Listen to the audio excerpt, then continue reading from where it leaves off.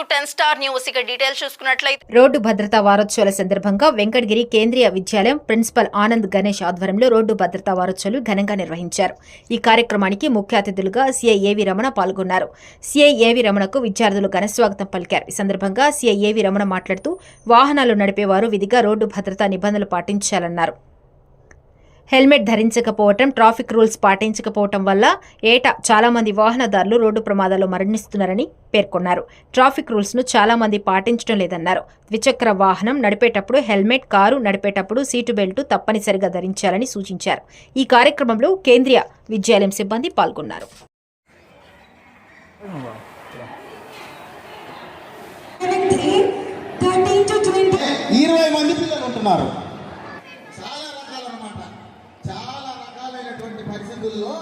ఎన్నో రకాలైనటువంటి కారణాలతో యాక్సిడెంట్ జరుగుతున్నాయి. ఇప్పుడు మీరు ఆటోలో వస్తున్నారా? మీకు ఆటోలో వచ్చేవాడు చెప్పండి, ఏమనుకోవాలి, 20 మందిని ఎక్కిస్తున్నావు ఏమే అని చెప్పి మీరు క్వశ్చన్ చేయాలి. అలాగే ఆ డ్రైవర్ అంకుల్ తాగి పడినట్టు ఆపాలా. ఆ డ్రైవర్ అంకుల్ ఫోన్ మాట్లాడుకుంటున్నారంటే అది ఇల్లీగల్ యాక్టివిటీ అనుకోవాలా. ఎక్కడో ఒకటి తప్ప మిగిలిన అన్ని కూడా ఇల్లీగల్ యాక్టివిటీసే. కాబట్టి మీరు యాక్సెప్ట్ చేయొద్దు. అర్థమైంది కదా? మత్తు పదార్థాలు సేవించి కూడా ఆటో నడపకూడదు. సరే, లాస్ట్కి మీకు కన్క్లూజన్ చేసేటప్పుడు అవుతుంది కదా, క్రిమినల్ కేసు అవుతుంది కదా. దాని తర్వాత లైసెన్స్ లేనటువంటి ఆ పిల్లవాడికి బైక్ ఇచ్చినటువంటి పేరెంట్ మీద కూడా కేసు అయింది, వాళ్ళ నాన్న మీద కూడా కేసు అయింది. సో వాళ్ళ నాన్న క్రిమినల్ కేసుని ఫేస్ చేయాలి, ఆ పిల్లవాడు క్రిమినల్ కేసుని ఫేస్ చేయాలి. ఈ రెండు పక్కన పెట్టే పాపం 70 సంవత్సరాల వృద్ధుడు చనిపోయినాడు. వాళ్ళ కుటుంబం వీధిని పడిపోయినట్టే కదా.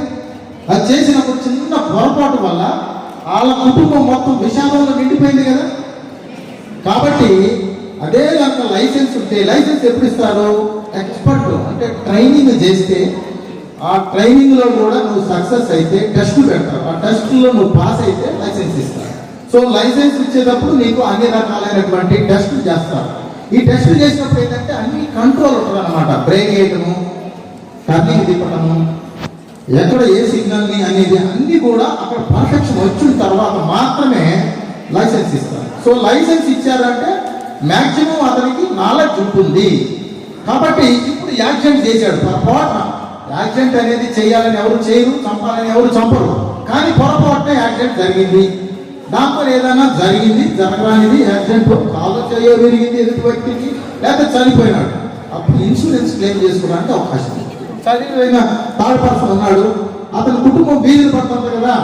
అటువంటిప్పుడు ఈ లైసెన్స్ కనుక ఇతనికి డాష్ ఇచ్చిన వ్యక్తికి, యాక్సిడెంట్ చేసిన వ్యక్తికి లైసెన్స్ ఉంటే ఆ వ్యక్తి ఇన్సూరెన్స్ క్లెయిమ్ చేసుకుంటాడు. అంటే అతని యొక్క కెపాసిటీని బట్టి 5 లక్షలు, 10 లక్షలు, 20 లక్షలు ఎంతో కొంత అతని కుటుంబానికి వెళ్తుంది.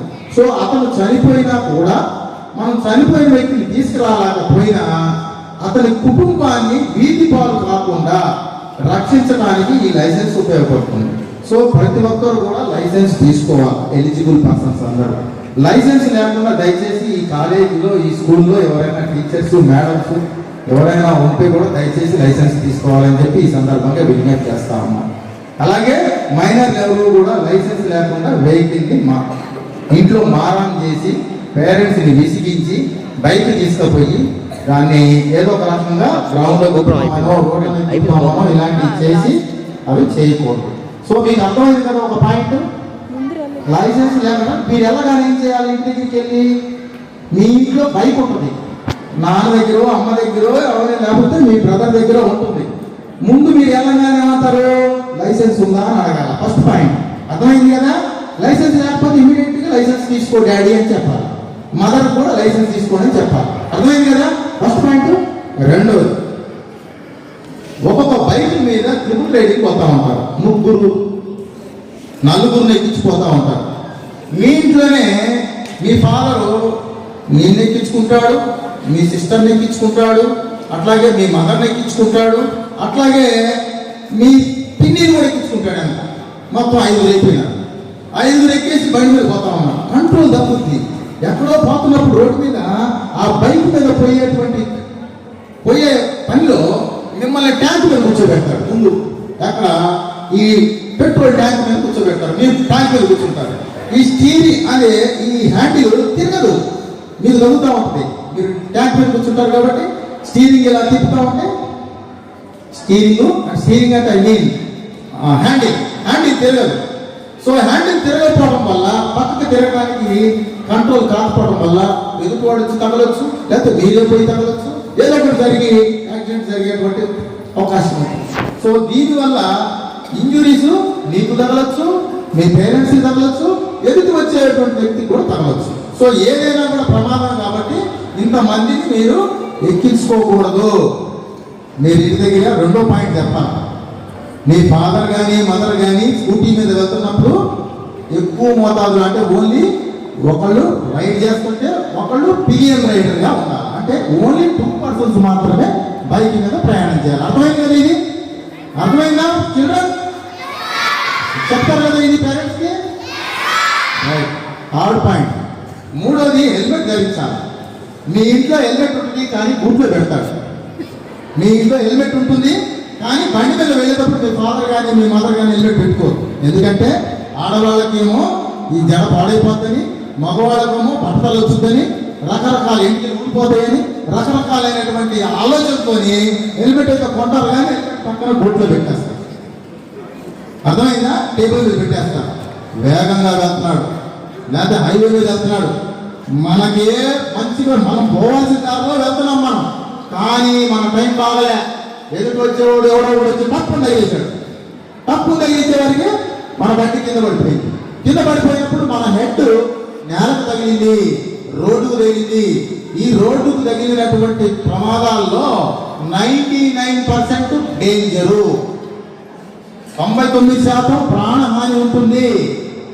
రోడ్డుని ఎప్పుడైతే హెడ్ హిట్ అయిందో 99% ప్రాణాపాయం ఉన్నట్టే.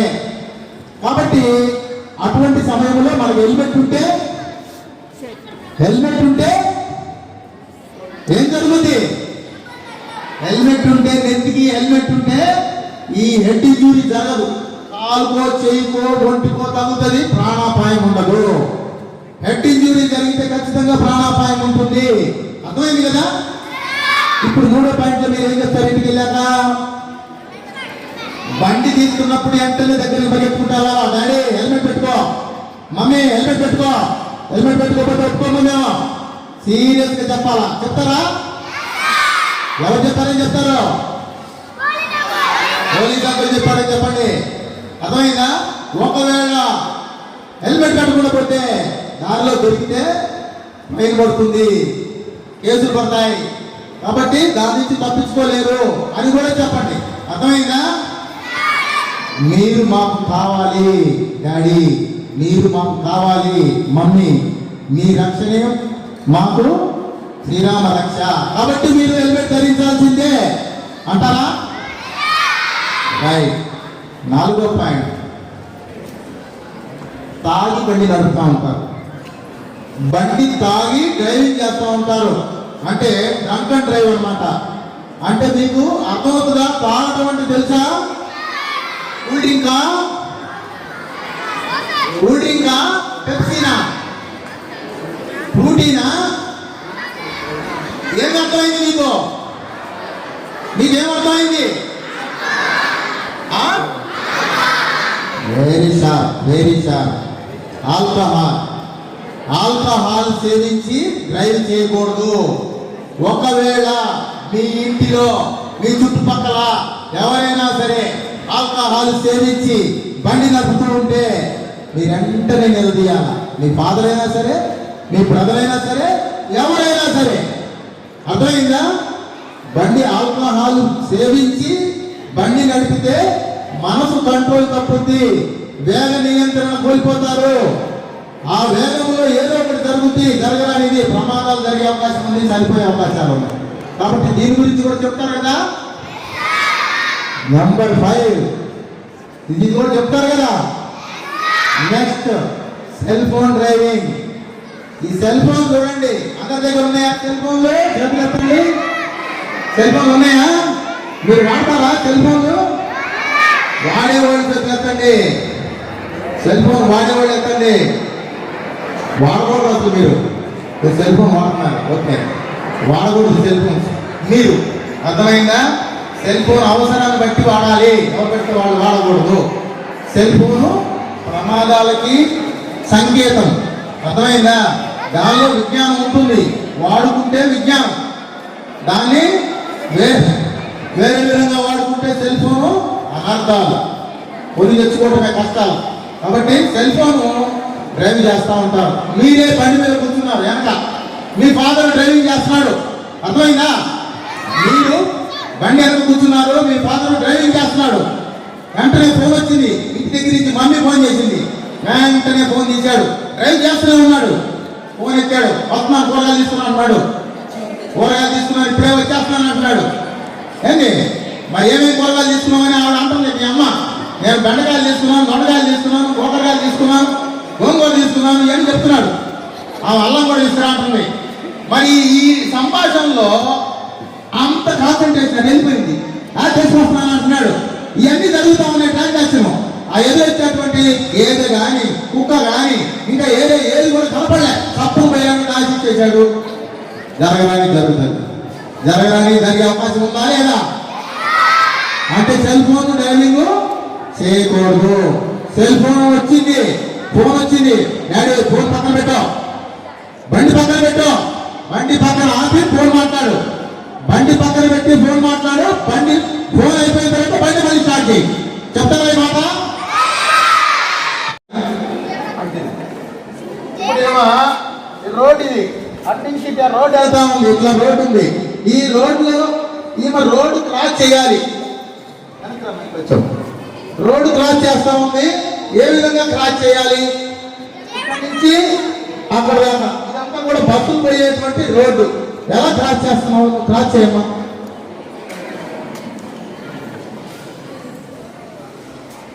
అట్లా క్రాస్ చేస్తే యాక్సిడెంట్ చూడాలి. ఇటువైపు నుంచి ఏమన్నా వెహికల్స్ వస్తున్నాయా అని చూడాలి. ఇటు చూస్తే ఇటు పక్క వెహికల్స్ ఏమి రావాలి.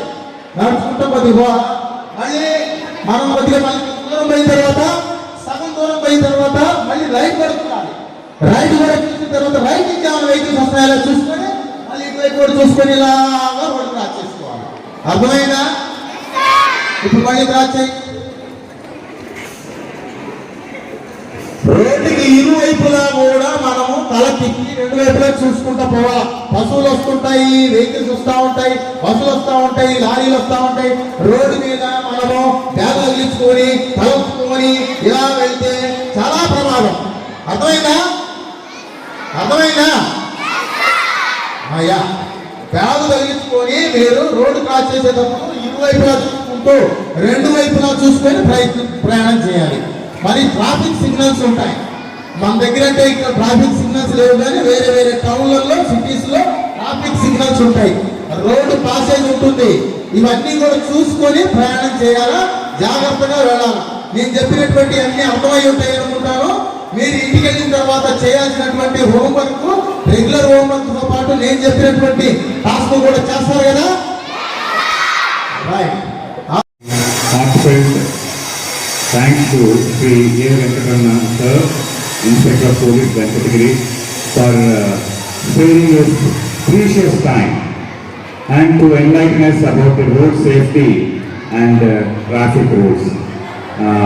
On behalf of Principal Sir, Kendriya Vidyalaya, and on my own behalf, I extend my heartfelt thanks to Sri A. Venkatramana Sir and other staff members. I am also very much thankful to the teachers, Madam Bharati Madam, and especially Principal Sir Ganesh Sir and Naidu Sir and Scout Masters, my fellow Scout Masters, Chaudhuri Sir and John Babaru and others. Really, we are really thankful to you, sir. Sir, our children will definitely follow your instructions, guidance, valuable guidance. Definitely they will follow the traffic rules and become true citizens of this country. Thank you. Thanks to one and all. Thank you so much.